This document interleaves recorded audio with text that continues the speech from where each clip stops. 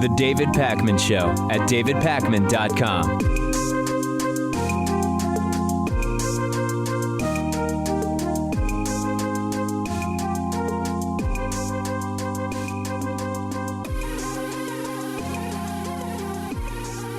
A pipeline leak has spilled tens of thousands of gallons of crude oil into a North Dakota creek that is 2.5 hours from Cannonball, which should ring a bell because that's where protesters have been camped out in opposition to the Dakota Access Pipeline. Members of the Standing Rock Sioux and other tribes have been fighting this pipeline, as you know we've talked about, on the grounds that it would cross beneath a lake which provides drinking water to Native Americans, and they are concerned that this could jeopardize the water source and destroy what is to them sacred land. And now we have learned from North Dakota officials that more than 176,000 gallons of crude oil leaked from the Belle Fourche pipeline into the Ash Coulee Creek.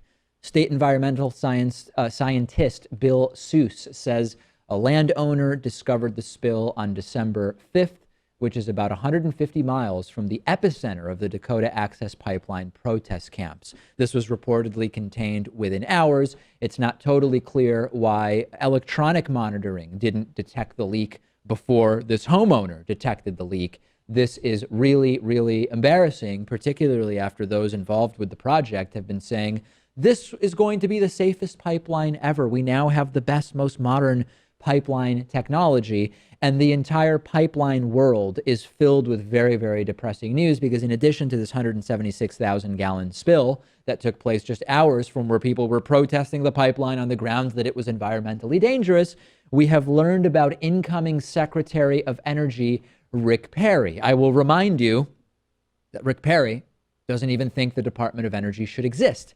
And now he is going to be leading the Department of Energy. And in addition to that, we've learned that Rick Perry has financial ties to the CEO of the Dakota Access Pipeline project. Kelsey Warren is the CEO of ETP, which stands for Energy Transfer Partners. They're the company behind the pipeline. Kelsey has been a huge financial supporter of Rick Perry's over the years. Warren gave Super PAC supporting Perry's presidential campaign $6 million last year, although they got a refund of $4.5 million after Perry dropped out. Perry is also on the board of directors of Energy Transfer Partners. Of course, he would have to formally leave that position when he becomes Secretary of Energy, but nonetheless, Rick Perry connected financially to what's been going on in the Dakota Access Pipeline world. Donald Trump connected financially to the company as well. The connections are there. Every single Trump appointment so far, a total disaster for this country. It is going to get bad, really, really bad. I don't know how else to say it. I've been saying it for a while, and with every subsequent appointment, it becomes more and more clear. Big picture on energy, stepping away for a second from Trump or Perry, we should be really getting away from pipelines, period. We should be going full speed ahead in terms of alternative energy development. We've interviewed 4 or 5 experts over the last few years who tell us we have the technology and we have pricing low enough that we can make the transition off of fossil fuels, but we have to start now. It's not happening, and I don't expect that to happen under the Trump administration. I have a great documentary recommendation for you today. It's a strange name, okay? The film is called Pervert Park. It's a 2014 documentary. It is on Netflix. It is also on Amazon. Pervert Park is the nickname for it's called a Florida Justice Transitions Trailer Park. And what this is a place where former sex offenders, convicted sex offenders, about 100 of them, are allowed to live. And as you may know, it can be sometimes difficult when disclosing that you're a convicted sex offender to secure housing. So the idea of Pervert Park, as it's colloquially nicknamed, is that convicted sex offenders, after they're released from prison, can show up here and they can live. And the film is endlessly fascinating. And they interview sex offenders of different levels. And you have some individuals who have been convicted of violent sexual acts against kids. And then you have some individuals that were really just caught up in online dating stings, where the idea of being with someone that was legally unable to consent was sort of thrown in almost as an aside, and they really feel like they were the victims of entrapment. So that's one interesting aspect, sort of the difference in terms of the people that are labeled for their entire lives in the United States as convicted sex offenders. But there's also a lot of discussion because in the film, Pat, they show these sort of like group therapy sessions where people who have been sort of living at Pervert Park for a long time are sort of in a way counseling or mentoring people who are more recently out in the real world. And the conversations that they have in some cases suggest to me this is clearly something that can be controlled. And the idea that child sex predators can never control their urges, it feels like it's not true. But then you hear from some of the other individuals they talk to and you say, that is not someone that should ever be around children for the rest of their lives. Yeah, it's an interesting topic because when you're registered as a sex offender, there's so many places where you can't live, near parks, near schools. So Right. you have to think after that, where are they going to be able to put these people? And this is a big debate in terms of, is this something that you can be, to use a sort of crude term, cured of, or is it not? It's a debate in the mental health community. It's a debate in the law enforcement and legal community. And the film is very, very eye-opening. Pervert Park, it's on Netflix, it's on Amazon, and you can check out all of my recommendations at davidpakman.com/recommendations. Remember, the Indiegogo campaign is on at davidpakman.com/donate, working to really scale up progressive media and progressive activism in a coordinated way. Check it out. Donate what you can. davidpakman.com/donate. The David Pakman Show at davidpakman.com.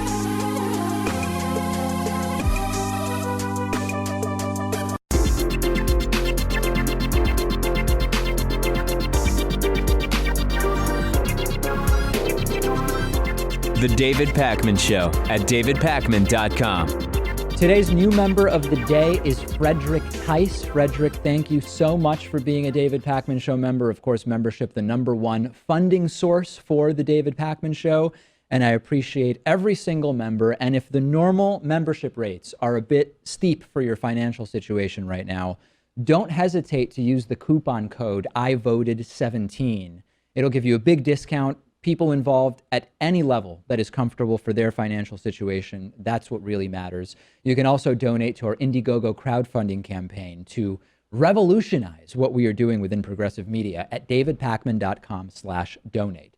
All right, let's take some phone calls. We are going to start taking phone calls at 617-830-4750. Let's go to the caller from the 571 area code. It's always a mystery when we start. Caller, are you able to hear me? Let's start there.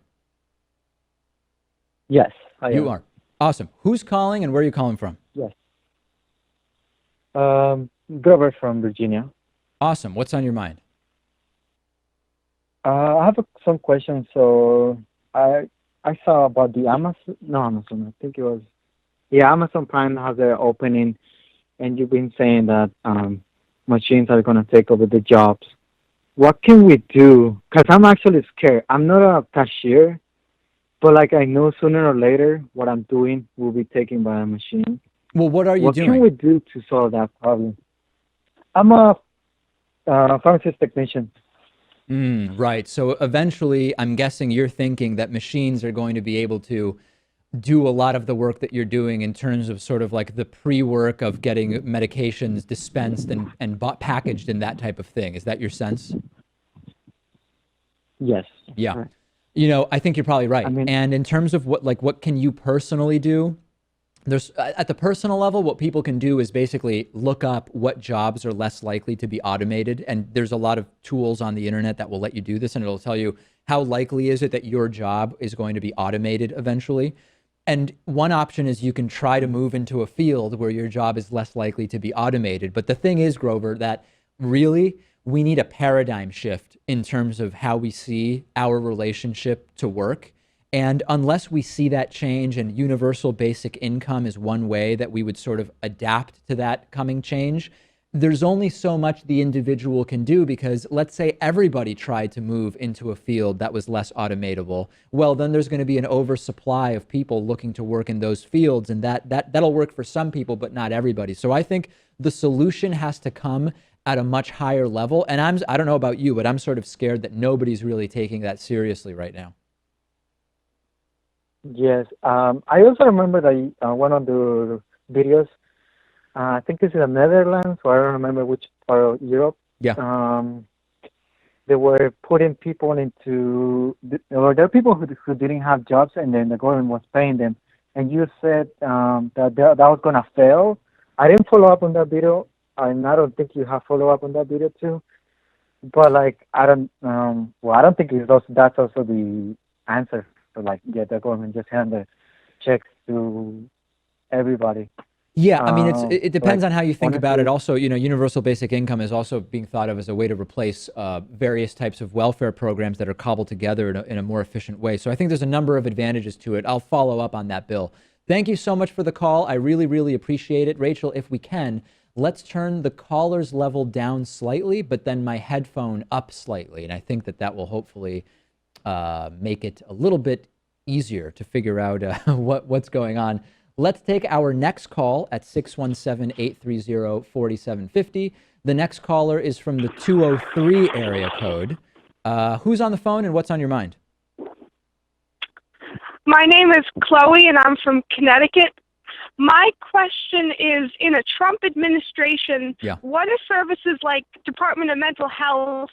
I mean, what's that going to look like? How much is he going to try and cut us and what we do? Yeah, I've had a ton of people talk to me about this, because they work in different capacities in heavily federally funded programs. And, I think that there's going to be immediate changes. Like if Trump successfully, and you know what, I'm going to have to answer you off air. I'm going to mute you just for a second, because there's such a wind noise there. I think you can still hear me.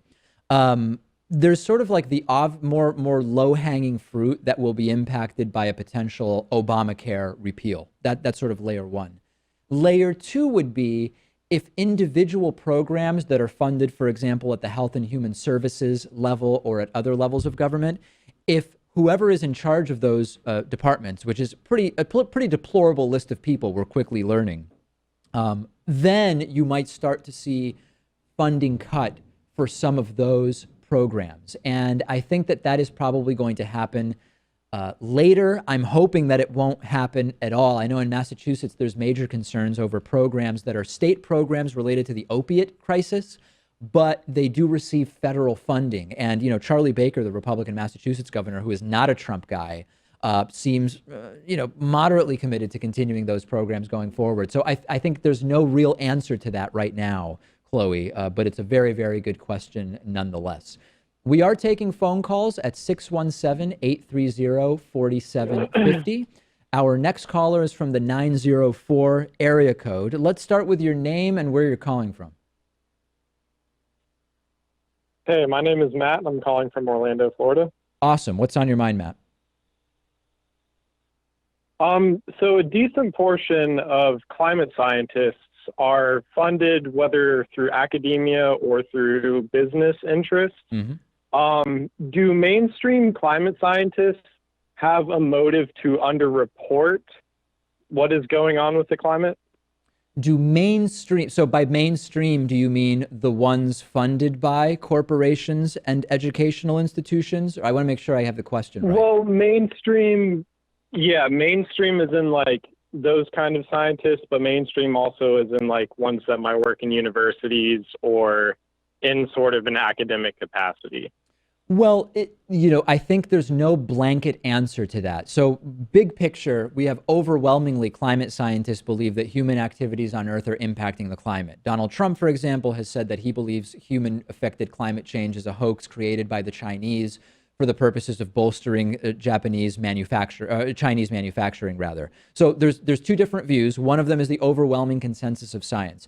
If you were to look at some individual studies at universities, for example, you can find individual university studies that are underwritten by corporations that have a vested interest in continuing to exploit the fossil fuels and natural resources of the planet. So you could make the argument that there might be a conflict there, and that the professors and scientists doing the investigation would have sort of a financial motive for underreporting the severity of climate change. However, most scientists I've spoken to at universities have been pretty clear that even in cases where they know that their work is partially underwritten by, for example, a fossil fuel company or one of these oil lobbies or industry groups, that really it's pretty clearly separated what they are doing from that one of these organizations may be funding them. So I've not spoken to too many scientists who truly feel that at the academic level, they have any kind of incentive to underreport the severity of climate science. But of course, we've known that for decades, companies, including ExxonMobil, whose CEO is going to be our incoming Secretary of State, which is incredibly disturbing, they've known for a very long time about the connection between human activities on Earth and the impact on the climate. And they funded what's called sort of doubt studies, which cast doubt onto the source of some of this climate change. So it exists, but by and large, I don't know that I would assume that in academia you're seeing an underrepresentation of it. What do you think? Okay, I mean, yeah, that makes a lot of sense. I would obviously say the media is underreporting it, a lot of mainstream media. Yeah. But I mean, I've just seen so many studies that have displayed the severity, and I just don't see it talked about enough. Yeah, and what corporate media also does is they do the false balance thing, which is in order to be perceived as fair, they'll say, well, we'll bring on two people to talk about this, one that believes what the 98% of climate scientists say, one that believes what the 2% say, but we'll pretend like there's really a 50-50 debate here. And that's a corporate media tactic that's really, really destructive. Thank you so much for the call. I really, really appreciate it. All right, let's keep taking calls. Let's go next to the caller from the 918 area code. Caller, what's your name and where are you calling from? Yeah, my name is Keith, and I'm calling from Orlando, Florida. All right, 2 calls in a row from Orlando. Keith, what's going on? Yeah, so I'm not sure if you saw it or not, but yesterday the CEO of Twitter, Jack Dorsey, interviewed Edward Snowden. I didn't see that. And I was just wondering what you think. The Trump administration seems pretty hostile towards the idea of a pardon or, a lesser sentence. Yeah. I was just wondering what you felt about that. In terms of how likely I think it is that we would see Edward Snowden pardoned, or in terms of what I think should happen? Both, if you can. Okay. I see it as incredibly unlikely that Edward Snowden would be pardoned by the incoming Trump administration, partially because there's an intertwined relationship there with all of the Russia stuff that's going on.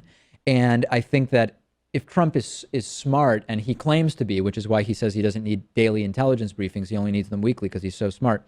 If he's smart, I don't think he would try to entangle himself too much in a really visible way with Russia so that, CEO Rex Tillerson can go and make deals and whatever else he's planning to do. So my sense is that it would be insanely public if Donald Trump were to do something like that. The counter to that would be maybe Donald Trump would sort of see himself as being able to tout how in favor of disclosure and transparency and free speech he is, by doing something it doesn't seem President Obama is going to do insofar as pardoning Edward Snowden, or more than likely it would be agreeing to some kind of lesser sentence. And of course, it would be completely counter to the total lack of transparency that we see from Trump in reality with regard to taxes, with regard to business holdings, et cetera. But from an optics perspective, there's a play there that Donald Trump could make. But if I had to bet, I'm not a betting man, but if I had to bet, I'd say we don't see a pardon of Snowden. Number two, I think the important thing with Snowden is we have to distinguish between whistleblowers and leakers. And what Edward Snowden exposed, while completely deplorable and we now know not useful in terms of the surveillance he exposed, it had been made legal by statute, including the Patriot Act and other surveillance laws that were passed. So from a legal perspective, Edward Snowden is not a whistleblower. That, I know, to a lot of people doesn't really matter because he exposed incredibly wasteful and self-destructive behavior by surveillance and intelligence agencies. And I agree with that. So I think that it would not be a bad thing if Edward Snowden were brought back to the United States, and also the intelligence value of bringing Edward Snowden back to the U.S. to learn more about how he did what he did, et cetera, would have significant value. I don't know that a pardon sets the right precedent. I don't know. What do you think? Well, I would have to agree. I agree he's not technically a whistleblower. Yeah. But, you know, the contribution to the public discourse that he's provided, you know, maybe a probation sentence or something like that would be appropriate, not throwing him in jail. Yeah, I think that is a lot to ask for. You know, I think if a deal is going to be made, it would be for maybe less jail time than what he would otherwise face. But we'll ultimately see. Thank you so much for the call. I really, really appreciate it. Always great to hear from our viewers and listeners in Florida. Let's take another call. 617-830-4750 is the number. Our next caller from the 757 area code. Caller, what's your name and where are you calling from? My name is Paul. I'm calling from Virginia Beach. Awesome, Paul. What's on your mind? So I voted for Bernie in the primary. Yep. And back in the day, I loved the idea of a tuition-free college system. But the more I've thought about it, the more I'm just thinking, like, should we put more emphasis on the K through 12 education, making the high school diploma worth what it was, I don't know, in like the 1960s, 70s, especially now that we're heading towards a more autonomous era where you're going to see a lot of jobs, you know, just not be able to be filled. Yeah. I was just wondering your thoughts on that. Well, you're thinking about this in the right way, which is it's not just about the cost of college. It's also about what are your earnings expectations based on what field you go into in college. What is the value of and or necessity of different levels of education? You're tying in automation, which is something that neither Hillary Clinton nor Donald Trump really wanted to talk about during the campaign. So you're thinking about this in sort of a multifaceted way, which is absolutely right. I believe that at this point, even if the United States unilaterally said, we are going to focus on improving K through 12 education, particularly with automation, it's not going to be as necessary it's not going to be as good of an investment even to go in and get a 4-year college degree because so many jobs are going to be replaced by machines anyway. Let's improve K through 12 so that then people can just be ready to go right into the workforce when they graduate. It's a nice idea, exactly. But if the U.S. unilaterally did that and poured more money into K through 12 education, didn't worry about subsidizing or covering tuition at state schools, as Bernie Sanders talked about, other countries are not going to change their approach in terms of education and bachelor's degrees, master's degrees, PhDs, et cetera. And what it would ultimately lead to would be a situation where we have way fewer jobs because of automation and increasingly people that on paper are not even going to be considered for the jobs by employers because there will be so many applicants from other countries that have more education and higher degrees. Now, the way to prevent that would be, you know, right now, if an American company wants to hire someone from outside the U.S. and give them legal work status, they have to say, we've done an open and full search to fill this position, and we've determined that this candidate from another country is the best qualified person above and beyond people in the United States. If you have in the US fewer and fewer college degrees and more foreign applicants with college degrees, it's going to make it so that that case that American companies have to make, hey, we did try to hire people in the US, there's fewer and fewer people with college degrees, I believe it will actually hurt the American workforce to the extent that there will be jobs remaining that are not automated away. That's my sense of what you're suggesting. Right. Well, I was just also thinking like restructuring the core curriculum, especially in college, just because for so many, I feel like general education just gets in the way of like what people really want to do, even though, I mean, there's certain things like U.S. history and government, which I am totally on board for both high school and education, obviously to, you know, make smarter voters, as we've seen with this past election. And why not add critical there's just thinking certain back things into the that- curriculum, by the way? Critical thinking, which is Oh, missing yeah, from so exactly. many. That Yeah, should be- I think that's a different conversation. I think we could probably pick classes that are part of core curriculums, which we could maybe argue, are these really the best classes? But bigger picture, I don't think that that's the lowest hanging fruit here. Thank you so much for the call. I really, really appreciate it. Very, very interesting. And you're thinking about this in absolutely the right way. That is going to do it as far as calls go this week. We are out of time, but we will take calls again very, very soon. And I look forward to hearing from more of our viewers. The number is and will continue to be 617-830-4750. And you can also go to davidpakman.com/donate to check out the Indiegogo fundraiser that we are in the middle of. I hope you will contribute. The David Pakman Show at davidpakman.com.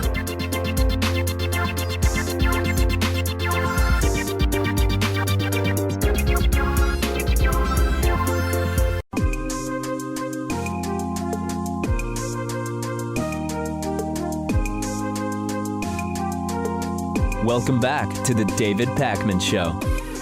Today's classic interview is one that many people in our audience just don't know exists. I get a lot of emails from our audience saying, David, please interview Matt Dillahunty.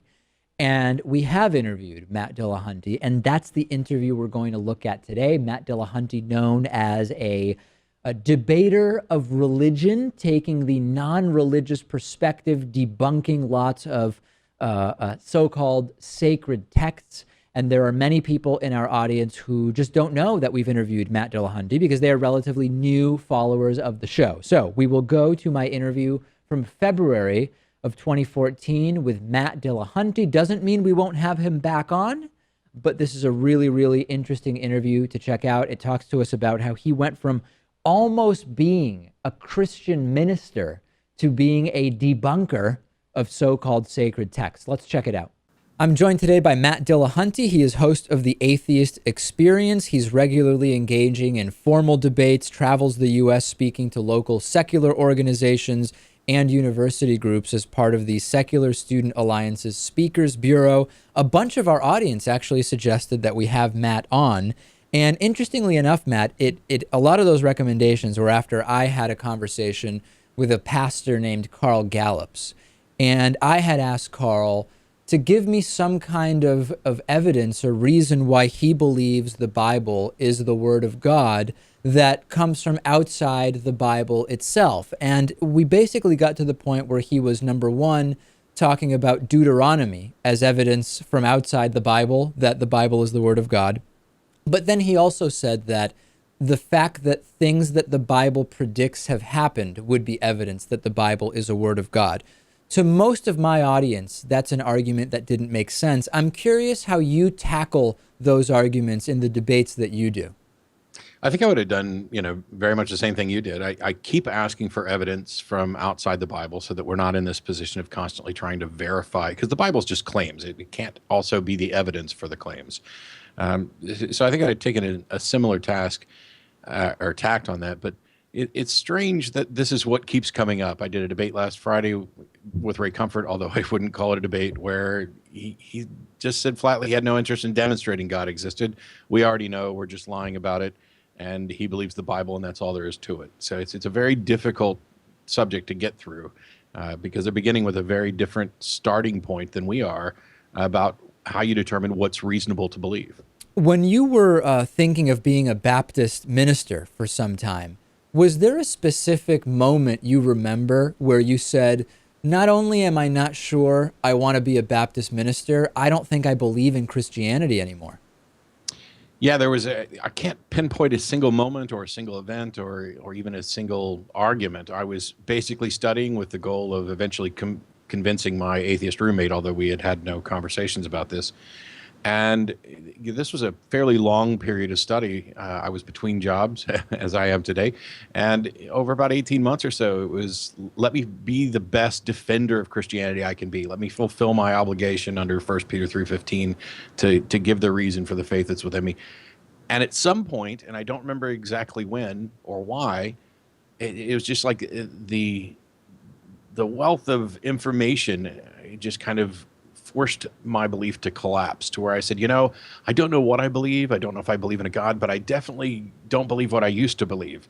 So let me investigate further. Let me see if there's some other God or some other God concept within Christianity or outside of it that could be true or that I think is more reasonable. And that led to kind of a deeper study of philosophy and logic and skepticism to determine, how to direct that search. So when that happened, was your initial feeling one of disappointment or being kind of was it a negative emotional state, or was it in a way positive and liberating? Because I could see it going either way. Yeah, and I have seen it go either way. I get tons of email from people who are, elated as I was. By the time I finally realized that I should identify as an atheist, it was incredibly liberating. It was, it's not so much, I didn't dwell on the fact that I had believed something that I now thought was incorrect for so many years. I embraced the fact that now I've been corrected. It's kind of the foundation of science and similar thinking that you want to believe as many true things and as few false things as possible. And so when you're corrected, that's a wonderful thing because now you've got reality. But I've heard from so many people who were just despondent, and quite many of them were upset over this idea that they had lost an eternal life. And that always struck me as strange because I couldn't see how you could lose something that you never had.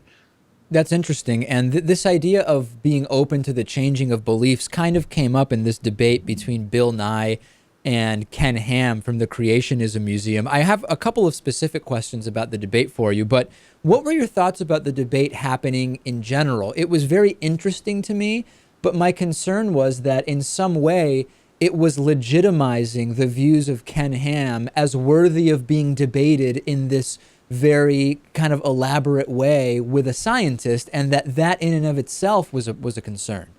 Yeah, that's a common objection that people like Richard Dawkins and others have. It's the reason why Richard doesn't debate creationists.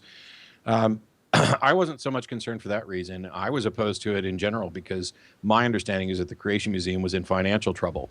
And to me, this was Bill Nye taking the opportunity to make sure that they got a bunch of money. Because no matter how this debate turned out, Ken Ham is going to make money off this. If he would have done well and won, which I don't think is the case, or even portrayed it really well, that's a marketing tool. And if he fails, as evidently even Christian website polls showed that 92% thought Bill Nye won, that still becomes a marketing tool for him because he can say, look, we've got to do more. We need more money to debate this and bring more information, and we've got to do a better job. All of this just kind of funds the Creation Museum. Now, overall, I thought Bill did a good job. I mean, there were mistakes, but Ken Ham was, I'm sorry to say, such a poor debater that he just kind of missed them. One of the most interesting things specifically from the debate was this moment where they were each asked what might change their minds. And Ken Ham essentially said nothing, that it doesn't matter what anybody could tell him or show him. He's going to believe the Bible as the literal word of God, whereas Bill Nye said, well, evidence would change my mind. And when people talk to me about this, I say, I have no personal interest in there not being a God. I have no personal interest in making those who believe that feel bad or proving them wrong. I have an interest in just believing what I think is the truth based on evidence that has been presented to me. I'm 100% open to the idea that there is a higher power of some kind. It could be a God. It could be a more advanced civilization that has created the universe as a simulation, as I've talked to astrophysicist Lawrence Krauss about. Do you find that most non-believers are in the camp of being open to there being a God, or they're in the camp of knowing there is no God? It's really hard to say because I primarily, run in circles of skeptics. And of those atheists that are skeptics and that are atheists because of skeptical reasons, I think that they're all open. Give us the evidence. Show us, we'd like to believe as many true things, as few false things as possible. We're not beginning with this, we don't want to believe in a God thing. There are plenty of atheists out there who just flatly assert, no, there's no such thing as God, and I have no interest in, that even possibly being true. And there are others who say things similar that are often misrepresented. Hitchens had famously said that, this idea of the Christian God in particular, he wouldn't even want it to be true. And what he meant I definitely agree with. He was talking about the character of this individual and the model that they've created in the universe we're in. But if there is a God, I'd certainly like to know about it. And I'm not in any way proposing that it's necessarily impossible, that there's nothing that qualifies in that realm. It's just that I haven't seen the evidence for it. One of the things that kind of bothers me sometimes when I hear from people about kind of questioning my beliefs is the idea that what if I'm wrong type of thing. And again, it's not one of these things where I'm on any kind of crusade. I was raised Jewish, relatively secular. I had a couple years of Hebrew school. It was never understood within my family that what I'm being taught is literally true, but the idea was there's kind of interesting cultural stuff here about Jews as a people that we kind of want you to grow up in. And it was never adversarial for me in any way. And I find that that's sometimes something that comes up very often, talking to those who are very religious, that it seems it has always been an adversarial thing for them. This, does God exist or does God not exist? Where for me it was, hey, I'm open to it either way. Yeah, it's not, I don't really, I'd love to find out whether or not this is actually true, the various claims that a God exists. I find that, coming from your background of primarily cultural Judaism, the conflict is not as prevalent there, in part because you have to do so much work to become a Jew if you weren't born one, and the Reform Judaism doesn't even require that one actually believe in a God. But coming from my background, there certainly is a lot more adversarial to this. But I'm most definitely an evangelical atheist or a preaching atheist, and actually I'm probably preaching on behalf of skepticism. But unlike some skeptics who would say that they don't care what people believe, they care about the methods that they use to reach those beliefs, I actually also care about what people believe, because what people believe informs their actions, and their actions have consequences for themselves and others. So I care that somebody, believes that their God has ordained, for example, marriage as being one man, one woman forever. The effects of that are very real for people. Yeah, it's the actions they take on behalf of the beliefs, and it seems to me kind of counterproductive to say, I don't care about your beliefs, I only care about your actions. If you really care about the actions, you work to educate people so that their beliefs change. We've been speaking with Matt Dillahunty. He is host of the Atheist Experience. Check that out. Matt, great to have you on, and I'm sure we had plenty of time for more, and we'll definitely have you back. Thanks very much, David. I appreciate it. The David Pakman Show at davidpakman.com.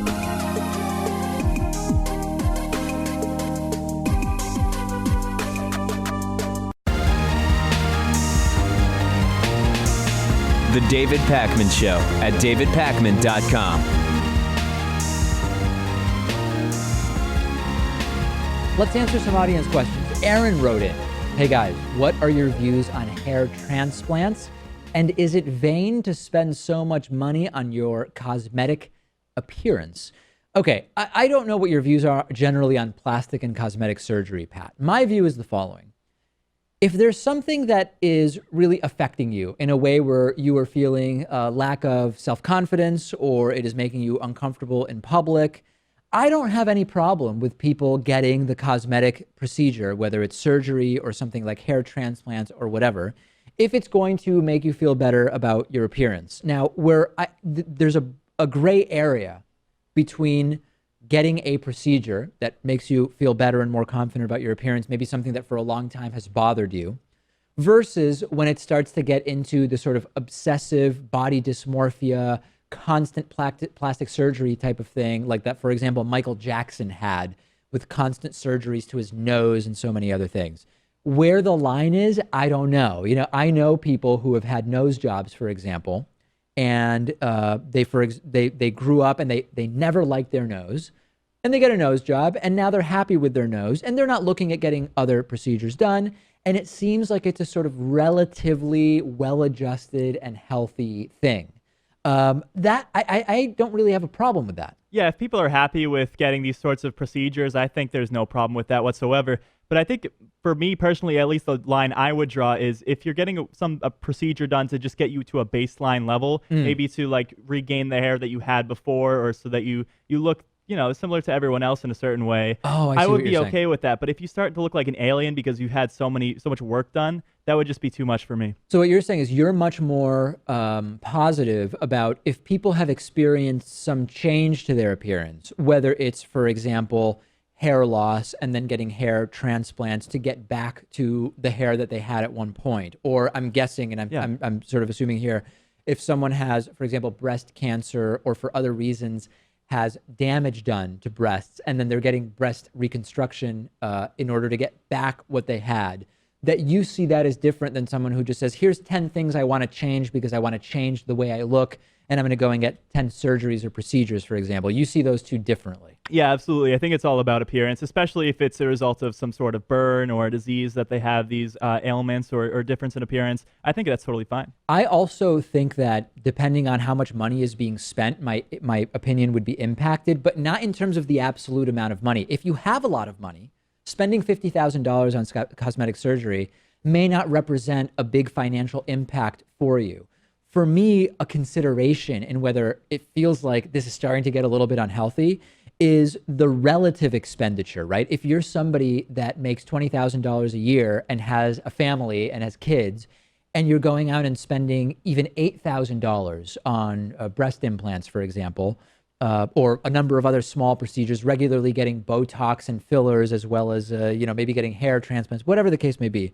If the relative amount of spending really seems to be an amount that is problematic for your budget and your income, that to me is also a red flag that it may be taking on an unhealthy direction. Yes, and a good example of that is the picture that we have behind us, because reportedly Donald Trump has spent about $60,000 on hair procedures. And, if it was just anyone else, I wouldn't mind it so much, but he seems to be so insecure with his hair and his appearance. That's why he's doing these kind of things. So is this why I'm guessing that Trump has denied that he has a toupee, and that appears to be true, but what you found is that it's not a toupee, but he has had hair transplantation. Several, and he's even taken the anger out on his ex-wives when they call him out for the painful procedures that he's undergone. I didn't know that. Yeah. I did not know that. That is fascinating. Okay, so anyway, I don't think it is vain in principle to spend money on cosmetic appearance, but I think that it is really important to consider ways in which it becomes problematic and maybe indicative of sort of emotional distress that should be dealt with directly rather than by getting procedure after procedure. Corey wrote in. Corey said, "Hey, David, are there already things that were socially acceptable when you were younger, but now they aren't, even though you're only in your early 30s? Yes, there absolutely have been changes during my life. Number one, smoking in bars and restaurants, at least in the United States, it used to be totally normal that there's a smoking section inside of restaurants. And I know that there's still parts of the country where that, I guess, is allowed, although I don't remember having been to any of those places in my life, not in the last 10 years anyway. But in the Northeast, on the West Coast, and most places that I go to, the idea of going into a part of the restaurant and smoking, I mean, I'm guessing that to you, Pat, that sounds crazy, right? I mean, there's this one restaurant where I did remember they had smoking section and a non-smoking section. Yeah. But even in my early childhood, when I go back to those times, I never saw anyone smoking in those areas. So it was already sort of on its way out. Smoking on planes is another one. I remember going to Argentina to visit my family in 1992. It was my first trip back after coming to the United States.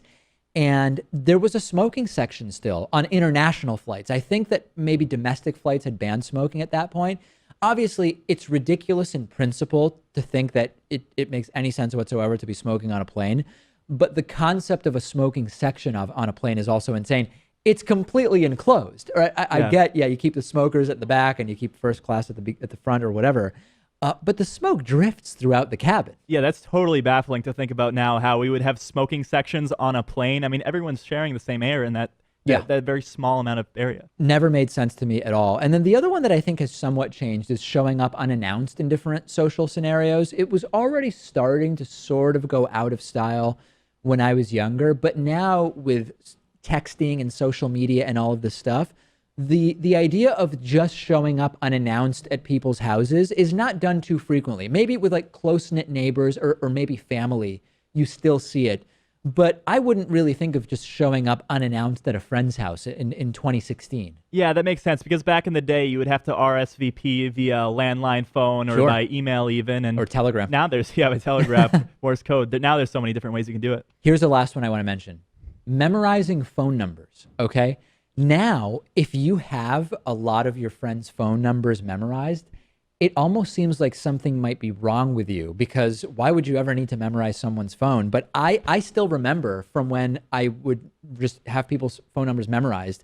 Like, for example, former producer Lewis's home number, the number that is still his parents' number. I have that number memorized because when I was a kid, I would call it all the time. A lot of my friends who were the first ones to get mobile phones, I still have all their numbers memorized. But people I've more recently met, if I were to tell them, hey, yeah, just as a goof, just to mention this offhandedly, I know your phone number by heart, I think it would almost be seen as creepy. Yeah, they would think that is kind of weird. I mean, we have a call-in number for the show, and I Right. hear you say it maybe 10 times a week. You I still don't have it remember memorized. Yeah, no. that's right. That's a very good point. So I Yeah. think that that's something that has significantly changed, even since, I don't know, like 12 years ago when I first had a cell phone. Those are some thoughts. Send me your others, things that have changed in terms of social conventions that used to be socially acceptable and now are not. I think vice versa, there's a lot more things that are now socially acceptable that didn't used to be. A lot of this probably relates to like online dating apps and a lot of these types of things, but not the question that was asked. I will stick to only Corey's question, which we have now answered.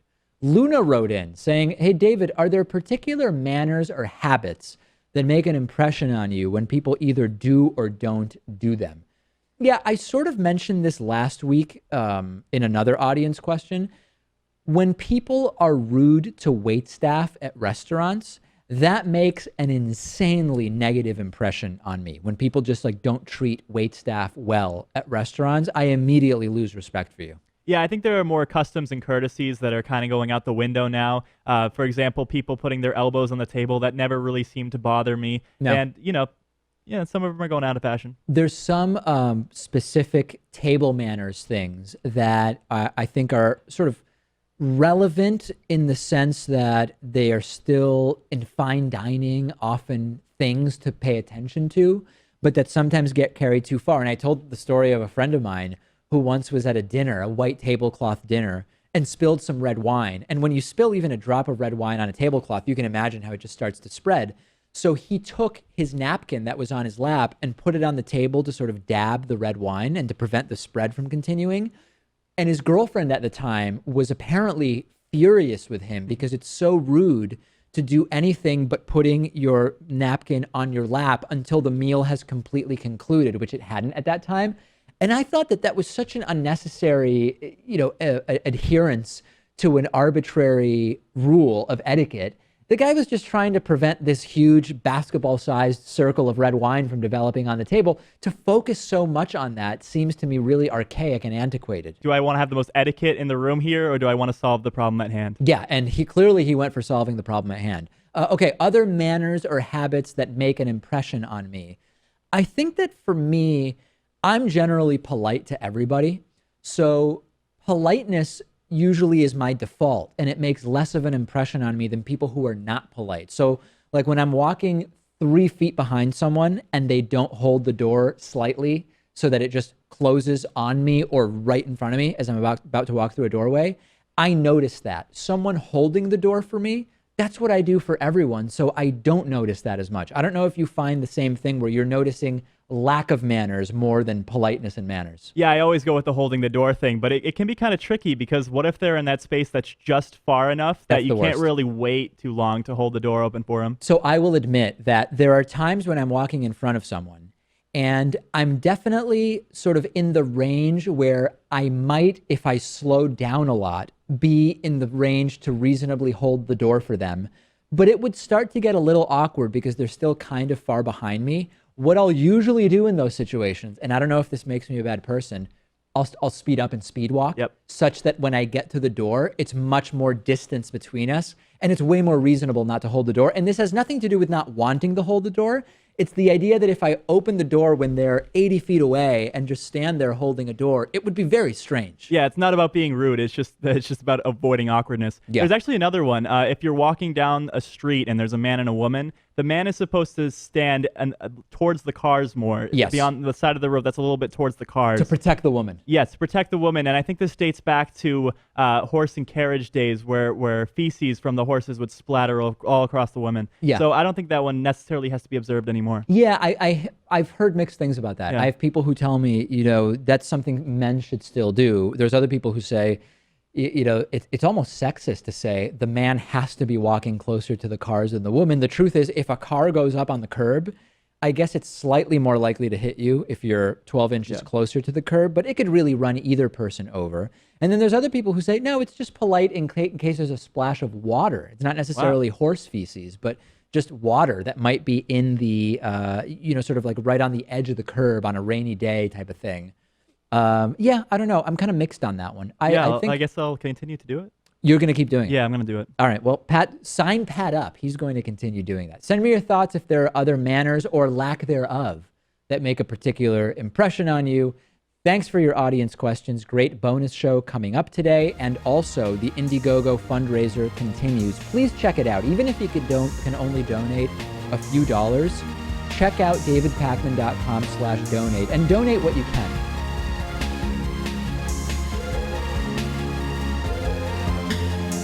The David Pakman Show at davidpakman.com.